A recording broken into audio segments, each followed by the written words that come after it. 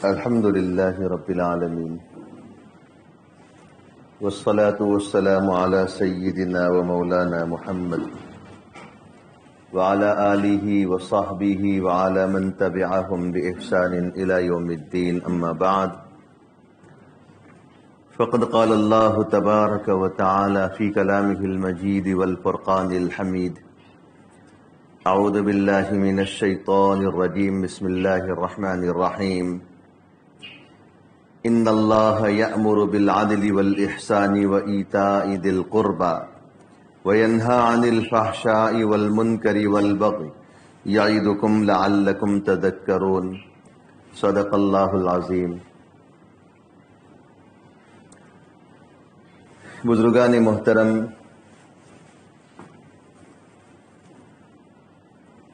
قرآن مجید کی جس آیت کریمہ کی آپ کے سامنے تلاوت کی گئی ہے، کل بھی اسی آیت کو آپ کے سامنے پڑھا گیا تھا،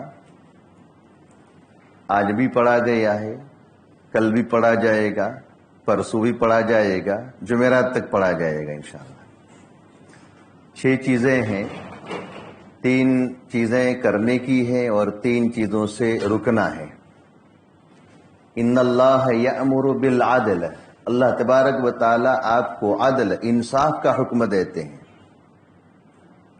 آگے فرمایا احسان، اور تیسری چیز ہے ایتاء ذی القربی، رشتہ داروں کو دینا. یہ 3 کام کرنے ہیں اور 3 کاموں سے رکنا ہے.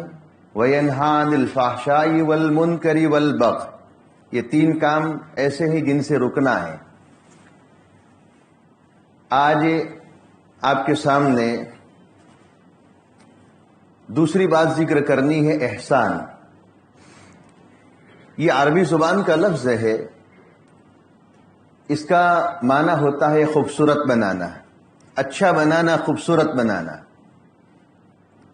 یہ احسان کا لفظ جب آتا ہے تو ہم لوگ اس کا ایک مخصوص اور محدود اور بہت تنگ معنی لے لیتے ہیں. حالانکہ احسان انسان کی پوری زندگی میں ہونا چاہیے. احسان انسان کی پوری زندگی میں ہونا چاہیے، اور زندگی کے جو شعبے ہیں، جن جن شعبوں سے آدمی کو واسطہ پڑتا ہے اور جن جن لوگوں سے واسطہ پڑتا ہے، تمام کے ساتھ احسان کا معاملہ ہونا چاہیے. اسی لیے ایک حدیث میں، حدیث جبرائیل کہلاتی ہے، مشکات شریف کی بالکل پہلی حدیث ہے، اور مسلم شریف کے اندر بھی کتاب الایمان جب شروع ہوتا ہے تو وہیں پر وہ حدیث موجود ہے.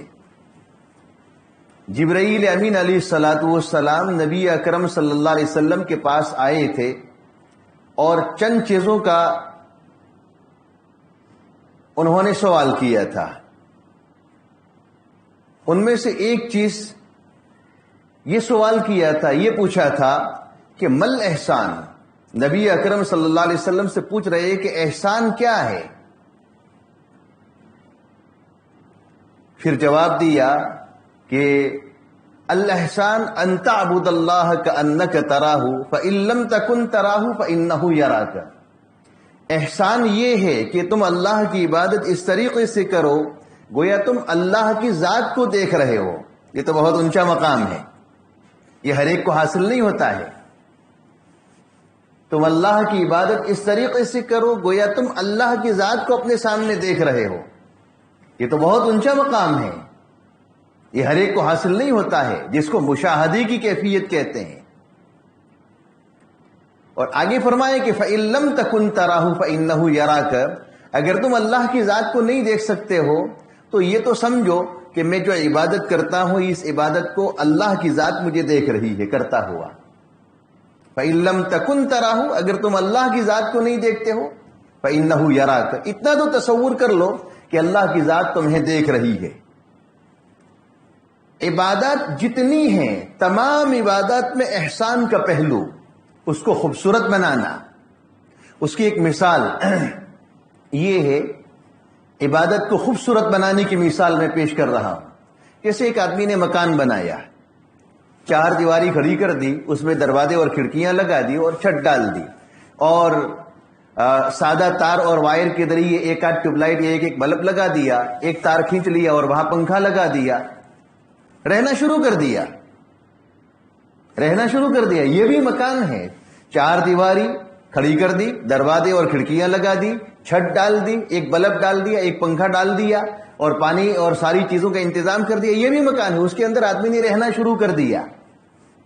لیکن یہ مکان خوبصورت نہیں لگے گا، یہ مکان خوبصورت نہیں لگے گا۔ اس مکان کو خوبصورت بنانے کے لیے، مزین کرنے کے لیے آدمی بہت سی کوششیں کرے گا۔ اس میں پہلے پلاسٹر لگائے گا، پھر کیا کرے گا، ٹائلسیں لگائے گا، کلر لگائے گا اور دیوار کے اندر لائٹ کی فٹنگ کرے گا اور بہت خوبصورت انداز سے اس کا کچن بنائے گا اور کباڑ بنائے گا، تجوریاں بنائے گا اور تاخچے بنائے گا، بہت سی چیزیں جو ضروریات کے قبیل سے وہ ساری چیزیں اپنے مکان کے اندر بنائے گا اور مکان کو جتنا ہو سکے گا خوبصورت بنانے کی کوشش کرے گا۔ حالانکہ پہلے والا مکان بھی رہنے کے لائق تھا لیکن وہ مکان زیادہ خوبصورت نہیں تھا، اس مکان کو اس نے خوبصورت بنانے کی کوشش کی ہے۔ یہ مکان پھر خوبصورت لگے گا، ہر کوئی آئے گا، بیٹھے گا، اچھا لگے گا، صوفے پر بیٹھے گا اور اس کے سامنے ٹیبل ہوگا، چائے کی سمجھے رکھے بھی اور کپ رکھیں گے، اس کے سامنے کوئی پیش چیز کریں گے تو اس کو خوبصورت لگے گا۔ اور وہ مکان، پہلے والا مکان، وہ زیادہ خوبصورت نہیں لگے گا۔ آنے والا کہے گا کہ یار مکان تو بنایا ہے لیکن کوئی خوبصورت نہیں ہے، حالانکہ اسی مکان کو بنانے میں 10 لاکھ روپیہ اس نے خرچ کیا ہے، 4 دیواری کھڑی کی ہے اور چھت ڈالی ہے اور دوسرا بہت سا کام کیا ہے، 10 لاکھ روپیہ خرچ کیا ہے، لیکن ابھی سمجھے 6-8 لاکھ روپیہ سمجھے باقی ہے کام کرنا۔ اس کی وجہ سے سامنے والا کیا کہے گا کہ زیادہ خوبصورت نہیں لگتا ہے یہ مکان۔ بس یہی مثال ہماری عبادات کی ہے کہ عبادات کو بھی خوبصورت بنائیں۔ جتنی بھی عبادات اللہ تبارک و تعالیٰ نے ہم پر لازم کی ہیں، فرض کی ہیں، ان تمام عبادات کو خوبصورت بنائیں۔ نماز کو خوبصورت بنائیں، پہلے بات آ چکی ہے، نماز کو خوبصورت بنائیں، نماز اس طریقے سے پڑھیں جیسے نماز پڑھنے کا حکم دیا گیا ہے۔ روزے کو خوبصورت بنائیں، روزہ اس طریقے سے رکھے جیسے روزہ رکھنے کا حکم دیا گیا ہے۔ زکوٰۃ اس طریقے سے ادا کرے جیسے زکوٰۃ دینے کا حکم دیا گیا ہے۔ حج کو اس طریقے سے کرے جیسے حج کرنے کا حکم دیا گیا ہے۔ حج کو خوبصورت بنانا، عبادات کو خوبصورت بنانا۔ آج ہمارا مزاج یہ ہے کہ ہم اپنی عبادات کے اندر بھی نام کمانے کی کوشش کرتے ہیں۔ یہ احسان نہیں ہے، یہ خوبصورتی نہیں ہے، یہ احسان نہیں ہے، خوبصورتی نہیں۔ ہم عبادت کرتے ہیں، عبادت اللہ کے لیے کرتے ہیں، لیکن عبادات میں بھی ہم اپنا نام کمانے کی، اپنا نام روشن کرنے کی کوشش کرتے ہیں۔ ایک حدیث کے اندر نبی اکرم صلی اللہ علیہ وسلم ارشاد فرماتے ہیں کہ جس کسی آدمی نے ریاکاری کی ہے، اللہ تبارک و تعالیٰ اس ریاکاری کی وجہ سے اس کی عبادت منہ پر مار دیں گے اور کہہ دیں گے کہ بھئی دنیا کے اندر تمہاری ریاکاری ہو چکی ہے، میرے یہاں تمہارا کچھ نہیں ہے۔ اور جو شخص دنیا کے اندر کسی کام کے ذریعے اپنی شہرت چاہے گا تو اللہ تبارک و تعالیٰ قیامت کے دن فرمائیں گے کہ بھی دنیا میں تمہیں شہرت مل گئی ہے، اب میرے یہاں تمہارا کچھ نہیں ہے۔ تو میں تو عرض کر رہا تھا کہ آج عبادات کے اندر بھی ہم کیا ہے، ذرا واہ واہ چاہتے ہیں، چرچا چاہتے ہیں۔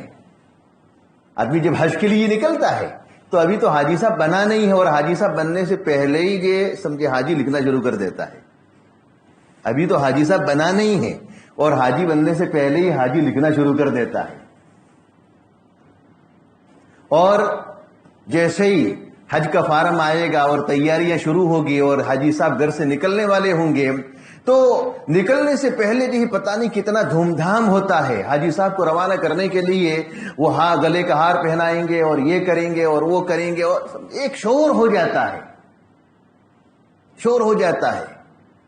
پھر حاجی صاحب وہاں پہنچیں گے اور احرام میں سمجھے ہوں گے تو احرام کا فوٹو لیتے ہیں، احرام کا فوٹو لیتے ہیں اور فوٹو لے کر اپنے دوستوں کو شیئر کرتے ہیں۔ دوستوں کو کیا کرتے ہیں؟ شیئر کرتے ہیں، بھیجتے ہیں کہ دیکھو یہ سمجھے احرام میں ہوں، حج کے لیے گیا ہوں۔ پوچھا جاتا ہے کہ ایسا کیوں بھائی؟ کہا کہ زندگی میں ایک مرتبہ یہ موقع آتا ہے، بار بار تھوڑے موقع آتے ہیں، اس لیے یادگیری کے طور پر ذرا سمجھے فوٹو لے لیا۔ طواف کے دوران سمجھے فوٹو لیتے ہیں، رمی جمرات کرتے ہیں فوٹو لیتے ہیں، صفا مروہ کی سعی کرتے ہوئے فوٹو لیتے ہیں، بیت اللہ کے سمجھے بالکل سامنے کھڑے ہیں فوٹو لیتے ہیں۔ تصویر کی کتنی حرمت ہے۔ تو حج کے لیے گئے تھے، 3-4 لاکھ روپیے خرچ کر کے 4-5 لاکھ روپیے خرچ کر کے حج کے لیے گیا ہے کوئی شخص، اور حج کی عبادت کو فوٹو کے ذریعے کیا ہے خراب کر رہا ہے. یہ احسان نہیں ہے، یہ احسان نہیں ہے. ہماری تمام عبادات کے اندر احسان کی صفت ہونی چاہیے. جتنی بھی عبادت اللہ تبارک و تعالیٰ نے ہم پر فرض کی ہے، تمام عبادات میں احسان ہونا چاہیے. تلاوت اس طریقے سے کرے جیسے اللہ کے رسول صلی اللہ علیہ وسلم نے تلاوت کا حکم دیا ہے. تجوید کے ساتھ تلاوت ہونی چاہیے. غلطیوں سے اپنے آپ کو بچانا چاہیے. ایک حدیث کے اندر نبی اکرم صلی اللہ علیہ وسلم فرماتے ہیں کہ بہت سے قرآن پڑھنے والے ایسے ہوتے ہیں کہ قرآن ان پر لعنت کرتا ہے. بہت سے قرآن پڑھنے والے ایسے قرآن پڑھتے ہیں کہ قرآن ان پر لعنت کرتا ہے. رب قارئ بالقرآن والقرآن یلعنہ. بہت سے قرآن پڑھنے والے ایسے ہوتے ہیں کہ قرآن ان پر لعنت کرتا ہے. کس طریقے سے؟ جلدی جلدی جلدی تجوید کی رعایت کے بغیر، مخارج کی رعایت کے بغیر قرآن مجید کا پڑھنا یہ خوبصورتی نہیں ہے. تو بہرحال میں تو عرض ہی کر رہا تھا کہ عبادات کے اندر احسان، جتنی بھی عبادات فرض کی ہیں ان تمام عبادات کے اندر احسان، یہ پہلا شعبہ ہے. پہلا شعبہ ہے یہ عبادات کے اندر احسان. دوسرا یہ ہے کہ آدمی اپنے آپ کو، خود اپنی ذات کو، اپنے اخلاق، اپنے اعمال، اپنے کردار، گفتار کے ذریعے خوبصورت بنائے. اپنے آپ کو خوبصورت بنائے. اپنے آپ کو خوبصورت ٹوپی کے ذریعے نہیں، بالوں کے ذریعے نہیں، خوبصورت لباس کے ذریعے نہیں، بلکہ مکارم اخلاق سے، اچھے اخلاق سے اپنے آپ کو مزین کرے. اچھے اخلاق سے مزین کرے. ایک حدیث کے اندر نبی اکرم صلی اللہ علیہ وسلم فرماتے ہیں کہ ان من احسنکم خیارا احسنکم اخلاقا، کہ تم میں سب سے بہتر آدمی باعتبار اچھائی کے کون ہے؟ وہ شخص ہے کہ جو تم میں اچھے اخلاق والا ہو. اچھے اخلاق والے کو ہر ایک پسند کرتا ہے، سارے لوگ چرچا کرتے ہیں. آدمی اپنے آپ کو اچھے اخلاق سے خوبصورت بنائے، اچھے اخلاق پیش کرے اپنوں کے ساتھ، غیروں کے ساتھ. ایک حدیث کے اندر نبی اکرم صلی اللہ علیہ وسلم فرماتے ہیں کہ بعثت لأتمم مکارم الاخلاق، میں بھیجا گیا ہوں کہ اچھے اخلاق کی تکمیل کروں. میں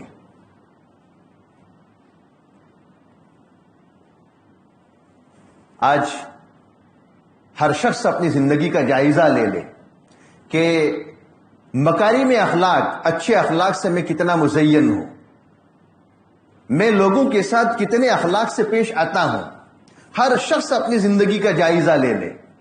آج تو ذرا ہمارے مزاج کے خلاف کچھ ہوتا ہے، ذرا مزاج کے خلاف کچھ ہوتا ہے. شریعت کی حکم کے بالکل عین موافق ہوتا ہے، لیکن ذرا مزاج کے خلاف کچھ ہوتا ہے تو ہمارے تیور چڑھ جاتے ہیں، ہماری بھویں چڑھ جاتی ہیں، ہم غصے سے سمجھے کنٹرول سے باہر نکل جاتے ہیں. حالانکہ بیجا غصہ کرنا یہ سمجھے بہت مذموم ہے، برا ہے. بیجا غصہ کرنا، خامخواہ کا غصہ کرنا، بعض لوگ یہ خامخواہ کا غصہ کرتے ہیں. حالانکہ ایک آیت کریمہ میں اللہ تبارک و تعالی فرماتے ہیں والکاظمین الغیظ والعافین عن الناس واللہ یحب المحسنین. والکاظمین الغیظ والعافین عن الناس، کہ غصے کو پینے والے اور لوگوں کو معاف کرنے والے ایسے ہیں کہ جن کو اللہ تبارک و تعالی پسند فرماتے ہیں. واللہ یحب المحسنین، اللہ تعالیٰ احسان کرنے والوں کو پسند فرماتے ہیں. تو اپنی ذات کو، اپنے آپ کو اچھے اخلاق سے، اچھے کردار سے، گفتار سے، اچھے اعمال سے اپنے آپ کو مزین کرے. ایک حدیث کے اندر نبی اکرم صلی اللہ علیہ وسلم ارشاد فرماتے ہیں کہ آدمی سچ بولتا رہتا ہے یہاں تک کہ سچ بولتے بولتے بولتے اس کا نام صدیقین کی فہرست میں لکھا جاتا ہے. ان الرجل لیصدق حتی یکتب عند اللہ صدیقا وان الرجل لیکذب حتی یکتب عند اللہ کذابا، کہ آدمی سچ بولتا رہتا ہے، سچ بولتا رہتا ہے، بولتا رہتا ہے، یہاں تک کہ سچ بولنے کی وجہ سے اللہ تبارک و تعالیٰ کے یہاں صدیقین کی فہرست میں اس کا نام لکھا جاتا ہے. صدیق ہے، یہ بہت اونچا مقام ہے. نبی کے بعد اگر کسی کا مقام ہے تو صدیقین کا مقام ہے. نبی کے بعد اگر کسی کا مقام ہے تو کیا ہے؟ صدیقین کا مقام ہے. اور آدمی جھوٹ بولتا رہتا ہے، جھوٹ بولتا رہتا ہے، یہاں تک کہ اللہ تعالیٰ کی فہرست میں وہ کذاب جھوٹوں کی فہرست میں لکھا جاتا ہے. دنیا کے اندر 2 فہرستیں بنائی گئی ہو، 2 لسٹ بنائے گئے ہو، اور اگر ہمارا نام سچے لوگوں کی فہرست میں ہو کہ بھئی اچھا آدمی، یہ سچا آدمی ہے، تو ہمیں کتنی خوشی ہوتی ہے. اور جھوٹوں کی فہرست میں آوے اور فراڈ لوگوں کی فہرست میں، اگر حکومت کے کوٹے کے اندر فراڈ لوگوں کی فہرست میں ہمارا نام چڑھ جاوے تو کتنی ہم کوشش کرتے ہیں کہ بھئی یہ ہمارا نام مٹ جاوے، یہ نام مٹ جاوے، یہ نام مٹ جاوے. ورنہ یہ جہاں کہیں جائیں گے تو سب جگہ کیا ہوگا؟ پریشانی پیش آئے گی، سب جگہ پریشانی پیش آئے گی. تو دنیا کے اندر اگر ہم پر کوئی گناہ سوار ہو جاوے، دنیا کے اندر اگر ہمیں کوئی دبا لگ جاوے، تو اس دبے کو مٹانے کے لیے ہم کتنی کوششیں کرتے ہیں کہ یہ دبا مٹ جاوے اور ہم اچھے لوگوں کی فہرست میں آ جاوے. سچ بولنے کی وجہ سے آدمی صدیقین کی یہاں لکھا جاتا ہے، اور جھوٹ بولنے کی وجہ سے آدمی کذاب اور جھوٹے لوگوں کی فہرست میں لکھا جاتا ہے. اب آدمی اپنی گفتار سے بھی اخلاق پیش کرے، اپنے کردار سے اخلاق پیش کرے، زبان کو کنٹرول میں رکھے، اول پول نہ بکے. اسی لیے آپ نے دیکھا ہوگا، ذرا اپنے معاشرے کا جائزہ لے لو، اپنے اس علاقے کا جائزہ لے لو کہ جو آدمی سچا ہوتا ہے اور جو آدمی اچھے اخلاق والا ہوتا ہے، جو آدمی اچھے کردار اور گفتار والا ہوتا ہے، تو سارے لوگ اس کو پسند کرتے ہیں اور مثال دیتے ہیں کہ بھی اس کے پاس جاؤ، وہ آپ کا اچھا کرے گا، اچھا فیصلہ کرے گا. اور جو آدمی سمجھیے جھوٹ بولتا ہے، فراڈ کرتا ہے، دھوکے باز ہوتا ہے، جو آدمی کیا ہے سمجھیے لوگوں کے ساتھ بد اخلاقی سے پیش آتا ہے، چھوٹی چھوٹی باتوں میں غصے ہو جاتا ہے، تو تذکرہ جب ہوتا ہے کہ یار اس کی بات چھوڑو، تم کیا کہتے اس کی بات چھوڑو، لوگ بھی کیا ہے اس کا اچھائی سے تذکرہ نہیں کرتے ہیں. اپنے آپ کو اچھے اخلاق سے مزین کرنا. ایک حدیث ہے، نبی اکرم صلی اللہ علیہ وسلم کے یہاں یہ یہود وغیرہ آیا کرتے تھے اور بڑے شرارتی لوگ تھے. یہود بڑے شرارتی تھے. حضرت عائشہ رضی اللہ تعالیٰ نے فرماتی ہے کہ ایک مرتبہ یہود نبی اکرم صلی اللہ علیہ وسلم کے پاس آئے اور انہوں نے اللہ کے رسول صلی اللہ علیہ وسلم کے پاس آ کر سلام کیا، السلام علیکم. بدماش تھے، سمجھے بدماش تھے، تو انہوں نے السلام علیکم السلام علیکم کہنے کے بجائے السلام علیکم کہا. السلام کا معنی ہے سلامتی، اور درمیان سے لام کو حذف کر دیں گے، نکال دیں گے، اور السلام پڑھیں گے تو اس کا معنی ہے موت. السلام علیکم تم پر سلامتی ہو، اور السلام علیکم تم پر موت ہو. تو یہ بدماش تھے، نبی اکرم صلی اللہ علیہ وسلم کی مجلس میں آ کر ایسی بدماشیاں کرتے تھے اور کہتے تھے السلام علیکم کے بجائے السلام علیکم. حضرت عائشہ رضی اللہ تعالیٰ عنہ وہاں بیٹھی ہوئی تھی، آپ علیہ الصلوۃ والسلام بھی بیٹھے ہوئے تھے. آپ نے جواب دے دیا، سمجھے وعلیکم السلام، موت تم پر بھی ہو، تم موت کی بد دعا مجھے دیتے ہو، موت تم پر بھی ہوئی. آپ نے بد دعا سمجھے ان کو بھی سمجھے دے دی. تو حضرت عائشہ رضی اللہ تعالیٰ عنہ غصے ہو گئی اور حضرت عائشہ نے فرمایا السلام علیکم بزام بلعنا، اس طریقے سے کہ موت تم پر بھی ہو اور تم پر بربادی ہو اور تم پر لعنت ہو، اللہ کا غضب ہو. اس طریقے کی سمجھے بد دعا حضرت عائشہ رضی اللہ تعالیٰ عنہ نے ان کو دی. تو حضرت عائشہ نے نبی اکرم صلی اللہ علیہ وسلم نے حضرت عائشہ کو روکا، کہا کہ ایسا نہیں کہتے ہیں. دیکھو آج ہمیں سمجھے، آج اگر ہمیں اگر کوئی سمجھے لڑنے کے لیے آیا ہے، ہمارے ساتھ اگر کوئی مقابلہ کرنے، کوئی بولنے کے لیے آیا ہے اور ہماری طرف سے دفاع کرنے کے لیے ہماری بیوی نکل آوے نے اور برابر جی کیا سمجھے سامنے والے کو ڈانٹے اور لتاڑے تو ہم خوش ہوتے ہیں اور کہتے ہیں کہ ہاں اور تھوڑا بول دیں، اس کا یہ دماغ ٹھکانے آ جاوے، اور تھوڑا برابر بول. اور پھر آپس میں بیٹھ کر تذکرہ کرتے کہ دیکھ اس کا یہ سمجھے برابر میں نے خبر لے لی ہے اور سمجھے اس کو خاموش کر دیا میں نے. نبی اکرم صلی اللہ علیہ وسلم نے یہاں طرفداری نہیں فرمائی کہ ہاں تم نے اچھا کہا، تم نے اچھا کیا اور برابر تم نے جم کر جواب دی، یہ نہیں فرمایا. آپ علیہ الصلوۃ والسلام نے حضرت عائشہ کو روکا اور فرمایا کہ حضرت عائشہ یہ بد کلامی اور بد زبانی اللہ کو پسند نہیں ہے، بد کلامی اور بد زبانی اللہ کو پسند نہیں ہے. ایاک والعنف، بد کلامی اور بد زبانی اللہ کو پسند نہیں ہے. تو حضرت عائشہ نے فرمایا کہ اللہ کے رسول آپ نے سنا نہیں کہ انہوں نے آپ کو کیا کہا تھا؟ کہا کہ ہاں میں نے سنا تھا کہ انہوں نے السلام علیکم کہا تھا، لیکن میں نے بھی تو ان کو کہہ دیا تھا، جواب دے دیا تھا، تو بدلہ ہو گیا. پھر تم نے سمجھے خامخواہ کیوں درمیان میں زبان درازی کی؟ کیوں تم نے خامخواہ سمجھے اپنی زبان کھولی، اپنے منع فرمایا؟ پھر ایک حدیث میں آپ نے فرمایا کہ ان اللہ رفیق یحب الرفق، اللہ تعالیٰ بہت نرم ہے اور نرم مزاج شخص کو پسند فرماتے ہیں. غصے والے کو پسند نہیں فرماتے، نرم مزاج کو پسند فرماتے ہیں. ایک حدیث کے اندر نبی اکرم صلی اللہ علیہ وسلم فرماتے ہیں کہ کسی آدمی کے اندر حسن اخلاق اور نرمی ہوتی ہے تو وہ سمجھے وہ چیز اس کو خوبصورت بنا دیتی ہے. کسی آدمی کے اندر نرمی، خوش اخلاقی ہوتی ہے تو وہ چیز اس کو خوبصورت بنا دیتی ہے، اور جس کے اندر سے یہ چیز نکل جاتی ہے تو اس کو بدصورت بنا دیتی ہے. تو بہرحال میں تو عرض کر رہا تھا کہ اچھے اخلاق سے اپنے آپ کو سمجھے کیا کرنا، مزین کرنا. پہلا سمجھے شعبہ میں نے آپ کو بتایا کہ عبادت کے شعبے میں احسان پیدا کرنا، عبادت کے شعبے میں احسان پیدا کرنا. دوسرا یہ کیا ہے؟ دوسرا یہ ہے کہ آدمی اپنے اخلاق اور کردار، گفتار وغیرہ کے ذریعے خود اپنے آپ کو خوبصورت بنائے. نمبر 3، والدین کے ساتھ احسان، ماں باپ کے ساتھ احسان. دیکھو یہ احسان کا لفظ یہ کوئی چھوٹا سا کوزہ نہیں ہے، یہ سمندر ہے. پوری زندگی کے جتنے شعبے ہیں تمام شعبوں میں احسان ہونا چاہیے. والدین کے ساتھ احسان، ماں باپ کے ساتھ احسان. وَقَضَىٰ رَبُّكَ أَلَّا تَعْبُدُوا إِلَّا إِيَّاهُ وَبِالْوَالِدَيْنِ إِحْسَانًا. اللہ تبارک و تعالیٰ قرآن مجید میں فرماتے ہیں کہ اللہ تعالیٰ نے یہ فیصلہ کیا ہے کہ تم اس کے علاوہ کسی کی عبادت نہ کرو گے، اور تم والدین کے ساتھ احسان کا معاملہ، بھلائی کا معاملہ کرو. اور بڑی عجیب بات ہے کہ قرآن مجید میں جہاں پر بھی اللہ تبارک و تعالیٰ نے اپنی عبادت کا حکم دیا ہے اور شرک سے بچنے کا حکم دیا ہے، اپنی عبادت کے کرنے کا اور شرک سے بچنے کا حکم دیا ہے، اس کے فوراً بعد وَبِالْوَالِدَيْنِ إِحْسَانًا وَبِالْوَالِدَيْنِ إِحْسَانًا وَبِالْوَالِدَيْنِ إِحْسَانًا، کہ والدین کے ساتھ بھی احسان کا معاملہ کرو، بھلائی کا معاملہ کرو.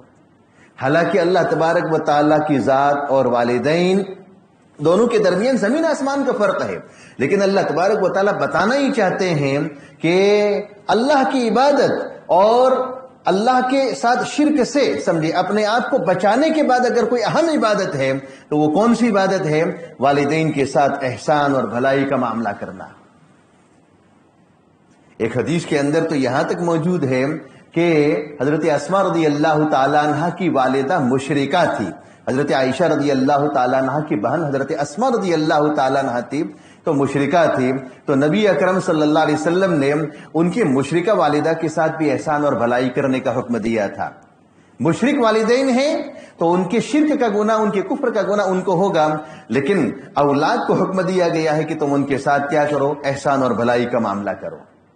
والدین کے ساتھ احسان کا معاملہ، بھلائی کا معاملہ.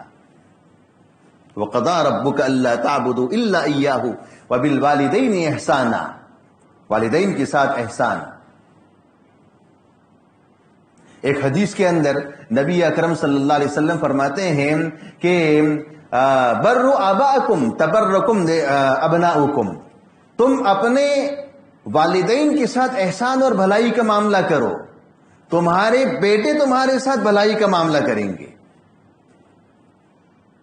برو آباءکم، اولاد سے کہا جا رہا ہے، اولاد سے کہا جا رہا ہے. یہ جتنی بھی اولاد بیٹھی ان سے میں کہہ رہا ہوں کہ اللہ کے رسول اولاد سے کہہ رہے ہیں کہ برو آباءکم، اپنے والدین کے ساتھ احسان کا معاملہ کرو، بھلائی کا معاملہ کرو. تبرکم ابناؤکم، کہ تم بڑے ہوں گے اور تمہاری اولاد ہوگی تو تمہاری اولاد تمہارے ساتھ احسان اور بھلائی کا معاملہ کرے گی. اور آگے ایک حدیث کے اندر، اسی حدیث کے اندر اللہ کے رسول فرماتے ہیں کہ عفو تعفو نساؤکم، تم خود پاک دامن بنو، تمہاری عورتیں پاک دامن بنے گی. تم خود پاک دامن بنو. شوہروں سے کہا جا رہا ہے، مردوں سے کہا جا رہا ہے کہ تم خود پاک دامن بنو، تمہاری عورتیں کیا ہوگی؟ پاک دامن بنے گی. بڑا عجیب واقعہ ہے کہ امام اصمعی نے ایک واقعہ نقل فرمایا ہے کہ وہ نکلے تھے ایک شخص کی تلاش میں. کہ دیکھے کہ کون شخص ایسا ہے جو اپنے والدین کا بہت زیادہ فرما بردار ہو. دیکھے تو صحیح کون شخص ہے. چنانچہ نکلے تو ایک جگہ پر پہنچے تو ایک بوڑھے آدمی کو دیکھا کہ اس بوڑھے آدمی کے گلے کے اندر رسی ڈلی ہوئی تھی, اور رسی کا سمجھے دوسرا سرا ایک بہت بڑے ڈول سے, بھاری بھرکم ڈول سے بندھا ہوا تھا, اور اس کو بڑے چرخے سے, رہٹ سے, بڑا چرخا رہٹ ہوتا ہے, اس رہٹ کے ذریعے کنویں کے اندر ڈول کو پہنچایا جاتا تھا, اور وہ بوڑھا آدمی اپنے گلے کے اندر رسی ڈال کر کے کھینچتا ہوا پانی نکالتا تھا. اور اس کے پیچھے ایک نوجوان تھا, اس کے ہاتھ میں بڑا زبردست موٹا کوڑا تھا. اس کوڑے کے ذریعے اس بوڑھے کو برابر یہ مار رہا تھا, پٹائی کر رہا تھا, یہاں تک کہ پٹائی کرتے کرتے اس کے گوشت کے سمجھے چیتھڑے اڑ گئے تھے, گوشت یہ پھٹ گیا تھا. تو سمجھے اسمعی نے پوچھا کہ بھائی تم اس بوڑھے کے اوپر ظلم کیوں کرتے ہو, اس بوڑھے کے اوپر تم ظلم کیوں کرتے ہو؟ بوڑھے کے ساتھ ظلم مت کرو. ایک تو مارتے ہو, پیٹتے ہو, اور اس کے گلے کے اندر یہ رسی ڈال کر تم اتنا بھاری بھرکم ڈول پانی کا کنویں کے ذریعے کنویں سے کھینچواتے ہو, یہ تو ظلم ہے. ایسا کیوں کرتے ہو تم؟ تو نوجوان نے کہا کہ خاموش رہو, یہ میرا باپ ہے, خاموش رہو, یہ میرا باپ ہے. اس کے ساتھ یہ معاملہ اس لیے ہو رہا ہے کہ اس نے اپنے باپ کے ساتھ ایسا ہی معاملہ کیا تھا, اس نے اپنے باپ کے ساتھ ایسا ہی معاملہ کیا تھا. اور میرے دادا نے, جو اس کا باپ ہے, میرے دادا نے بھی اپنے باپ کے ساتھ ایسا ہی معاملہ کیا تھا. تو یہ کیا ہے, کئی نسلوں سے سلسلہ چلا آ رہا ہے. اس نے اپنے باپ کے ساتھ ایسا معاملہ کیا تھا, اس لیے جو ہے میری طرف سے اس کے ساتھ ایسا ہو رہا ہے. والدین کے ساتھ احسان کا معاملہ, بھلائی کا معاملہ. ایک حدیث میں نبی اکرم صلی اللہ علیہ وسلم ارشاد فرماتے ہیں کہ جس شخص کو یہ بات خوش کر دے یہ کہ اس کی زندگی طویل ہو, لمبی ہو, من سرہ ان یمد لہ فی عمرہ ویبسط لہ فی رزقہ, جس شخص کو یہ بات خوش کر دے یہ کہ اس کی زندگی لمبی ہو اور اس کے لیے روزی کے اندر فراوانی ہو, برکت ہو, تو اللہ کے رسول نے فرمایا کہ فَلْيَصِلْ رَحِمَهُ, صلہ رحمی کا معاملہ کرے, اور اپنے ماں باپ کے ساتھ, والدین کے ساتھ اچھائی اور بھلائی کا معاملہ کرے. یہ کرے گا تو اس کی برکت سے کیا ہوگا, اس کے ساتھ دو چیزیں ہوگی, زندگی میں عمر میں برکت ہوگی اور ساتھ ساتھ روزی میں برکت ہوگی. بہرحال یہ تیسرا پہلو ہے والدین کے ساتھ احسان کا معاملہ کرنا. پھر ایک چوتھا پہلو ہے اولاد کے ساتھ احسان کا معاملہ کرنا. ماں باپ سے کہا جا رہا ہے, ماں باپ سے کہا جا رہا ہے کہ اولاد کے ساتھ احسان کا معاملہ کرنا. پیدا ہونے سے پہلے ہی والدین کے ذمہ اولاد کے بہت سے حقوق سوار ہو جاتے ہیں. پیدا ہونے سے پہلے والدین کے ذمہ اولاد کے حقوق یہ سوار ہو جاتے ہیں, ذمہ دار سمجھے بن جاتے ہیں. سمجھے پہلا حق یہ ہے کہ اس کے لیے اچھی والدہ کا انتخاب کرے, اس کے لیے اچھی والدہ کا انتخاب کرے, یعنی خود اچھی عورت کے ساتھ نکاح کرے, خود اچھی عورت کے ساتھ نکاح کرے. اگر خود اچھی عورت کے ساتھ نکاح کرے گا, نیک, صالحہ, پارسا, اللہ سے ڈرنے والی اچھی عورت کے ساتھ نکاح کرے گا, تو نتیجہ یہ ہوگا کہ اس کے پیٹ سے جنم لینے والا بچہ اور اولاد اچھی پیدا ہوگی. ماں باپ سے کہا جا رہا ہے کہ اولاد کے ساتھ احسان کا معاملہ. اور اگر فاحشہ, فاجرہ, فاسقہ اور کسی فراڈ عورت کے ساتھ نکاح کیا ہے تو اس کے پیٹ سے جنم لینے والی اولاد بھی ایسی ہی سمجھے خراب ہوگی. اس لیے والدین کے ذمہ اولاد کے حقوق ہیں. پیدا ہونے کے بعد اس کا اچھا نام رکھنا یہ ماں باپ کے ذمہ ہے. آج کل ناموں میں بھی فیشن بن گیا ہے, ناموں کا فیشن. اچھے نام بتاتے ہیں, عائشہ, خدیجہ, زینب, ام کلثوم, ایسے اچھے نام بتاتے ہیں حضرات صحابیات کے اور ازواج مطہرات, اور اسی طریقے سے بنات رسول وغیرہ کے نام بتاتے ہیں. تو یہ نام ان کو پسند نہیں ہوتے اور کہتے ہیں کہ ذرا لیٹسٹ نام بتاؤ نا, لیٹسٹ نام. میں تو سمجھتا ہی نہیں لیٹسٹ نام کیا ہے, یعنی نیا نام. اور آج کل سمجھے نام کے لیے کیا کرتے ہیں؟ انٹرنیٹ تلاش کرتے ہیں، انٹرنیٹ سے نام تلاش کرتے ہیں، اور پتہ نہیں سمجھے نئی نئی نام تجویز کرتے ہیں۔ یاد رکھو، اچھے نام کا اثر اولاد کے اوپر اچھا پڑتا ہے۔ اگر ہم نے اولاد کا اچھا نام رکھا ہے تو اولاد کے اوپر اچھا اثر پڑے گا، اور اولاد کا برا نام رکھا ہے جس کا ترجمہ اور میننگ اچھا نہیں ہوتا ہے تو اولاد کی ذات پر جو زندگی میں برا اثر پڑے گا، برا اثر پڑے گا۔ ایک واقعہ ہے، حضرت سعید بن مسیب رحمہ اللہ تعالیٰ عنہ فرماتے ہیں کہ ہمارے دادا نبی اکرم صلی اللہ علیہ وسلم کے پاس آئے، اور ہمارے دادا سے اللہ کے رسول نے پوچھا، اللہ کے رسول نے پوچھا کہ تمہارا نام کیا ہے؟ تو میرے دادا نے بتایا کہ میرا نام حزن ہے یا حزن ہے۔ عربی زبان میں حزن یا حزن کا معنی ہوتا ہے غم، ٹینشن، فکر، یہ معنی ہوتا ہے۔ تو اللہ کے رسول نے فرمایا کہ تم اپنا یہ نام بدل دو، یہ نام اچھا نہیں ہے۔ تو سعید بن مسیب فرماتے ہیں کہ ہمارے دادا نے منع کیا اور یہ کہا کہ میرے والدین نے میرا نام جو رکھا ہے وہ نام میں بدلنے والا نہیں ہوں، میں تو یہی نام رکھوں گا، نام نہیں بدلا حضور کے کہنے پر۔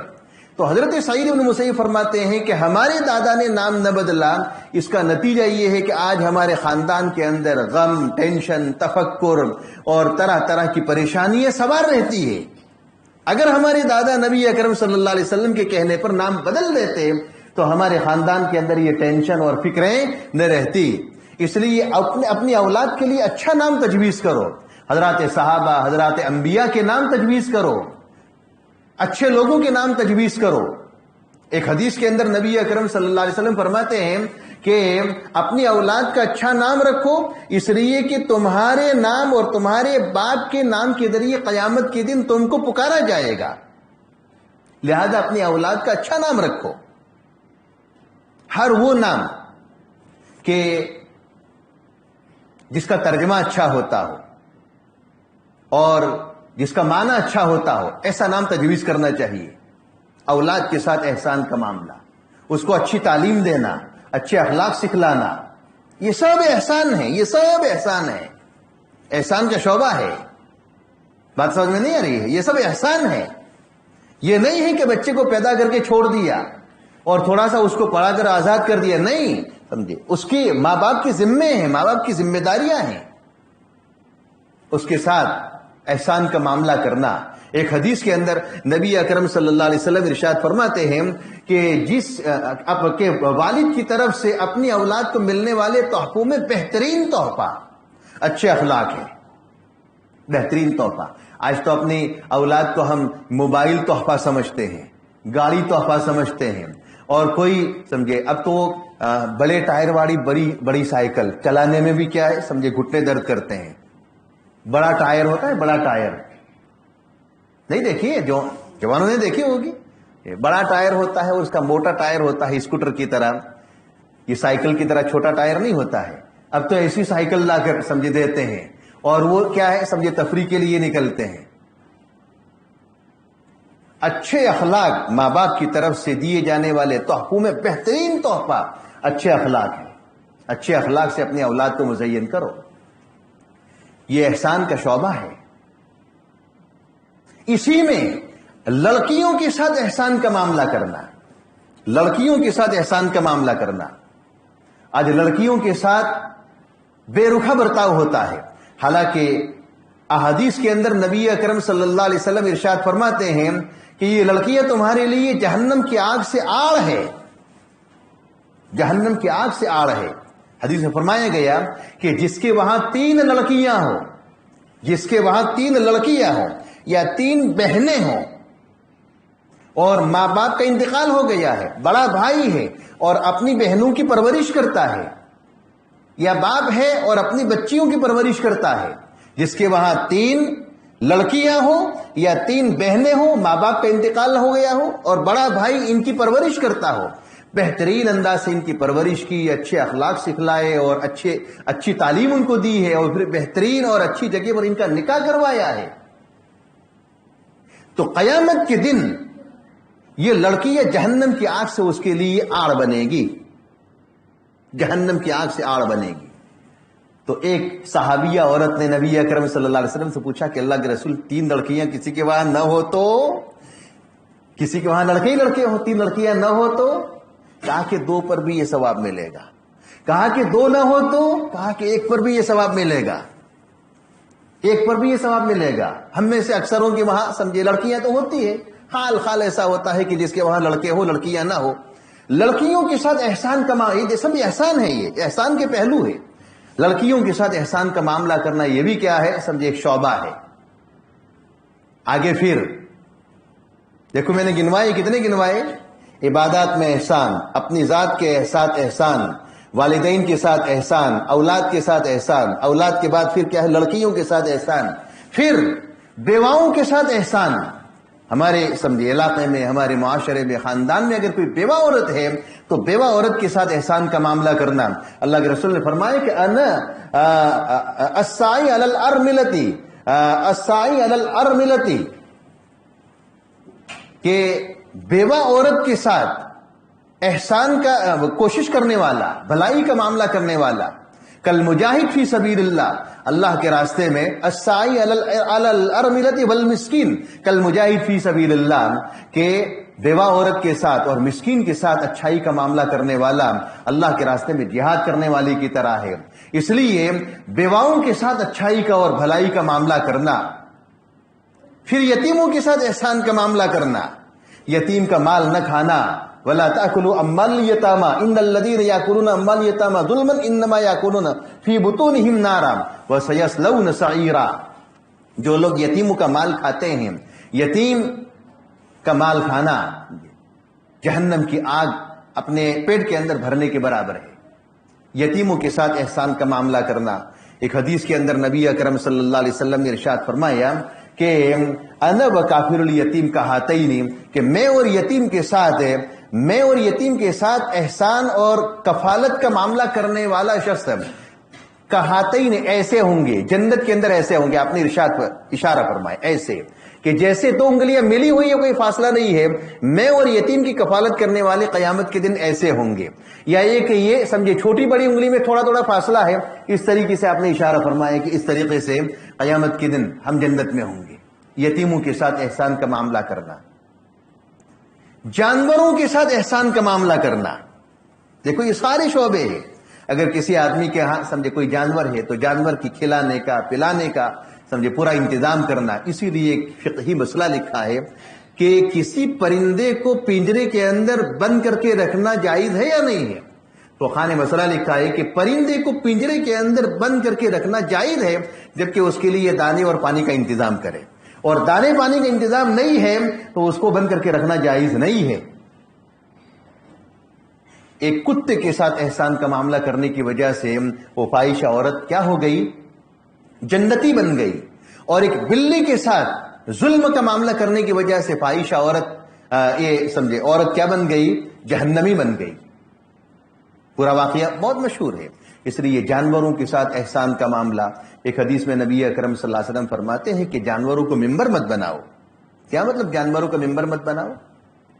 گھوڑے پر سوار ہو، کسی جانور پر سوار ہو، اور سوار ہوتے ہوتے ہوتے جی کسی جگہ پر پہنچے اور آپ کا دوست راستے میں آ گیا ملنے کے لیے، تو بات کرنی ہو تو نیچے اترو، نیچے اتر کر بات کرو.